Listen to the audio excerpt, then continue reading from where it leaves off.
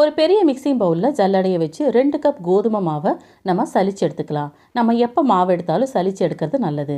அதுக்கப்புறமா தேவையான அளவு உப்பு, தேவையான அளவு தண்ணி சேர்த்து தோசை மாவு பதத்துக்கு நம்ம கரைச்சி எடுத்துக்கலாம். இப்போ நம்ம ஸ்டவ் ஆன் பண்ணி பேன் வச்சு 3 ஸ்பூன் எண்ணெய் ஊற்றிக்கலாம். அதுக்கப்புறமா 1/2 ஸ்பூன் கடுகு, ஒரு பெரிய வெங்காயத்தை கட் பண்ணி சேர்த்துக்கலாம். 2 பச்சை மிளகாய் சேர்த்துக்கலாம். கொஞ்சமாக கறிவேப்பிலைகளை சேர்த்துக்கலாம். இதை நல்லா வதக்கி அதுக்கப்புறமா ஒரு தக்காளி சேர்த்துக்கலாம். தக்காளியும் சேர்த்து வதக்கினதுக்கப்புறம் தேவையான அளவு உப்பு சேர்த்து நல்லா வதக்கிக்கலாம். தக்காளி கொஞ்சம் வதங்கினாலே போதும். இப்போ நம்ம ஸ்டவ் ஆஃப் பண்ணிக்கலாம். அதுக்கப்புறமா வதக்கினதை நம்ம கரைச்சி வச்சுருந்த மாவில் சேர்த்து மிக்ஸ் பண்ணிக்கலாம்.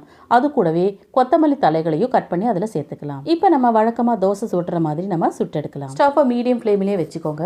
தோசைக்கு மேலே எண்ணெய் இதே போல் வார்த்து விட்டுக்கலாம். அதுக்கப்புறமா தோசை ஒரு சைடு நல்லா வெந்ததுக்கப்புறம் திருப்பி போட்டுக்கலாம். நம்மளுடைய கோதுமை தோசை எவ்வளோ சூப்பராக ரெடியாக இருக்குன்னு பாருங்கள். எப்போ போல் இல்லாமல் இந்த மாதிரி டிஃப்ரெண்ட்டாக செஞ்சு கொடுக்கும்போது எல்லாரும் ரொம்பவே விரும்பி சாப்பிடுவாங்க. தேங்க்யூ.